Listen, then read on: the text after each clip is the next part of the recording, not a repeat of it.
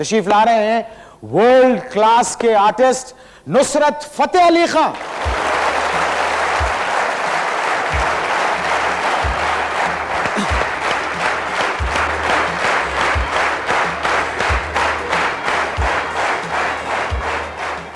आपने देखा कि लोग आपसे कितनी अकीदत रखते हैं, कितनी मोहब्बत करते हैं। बिल्कुल जी। और कम खुशनसीब लोग हैं जिनको इतनी इज्जत मिलती है जितनी आपको अल्लाह ने आपके शोबे में दी है।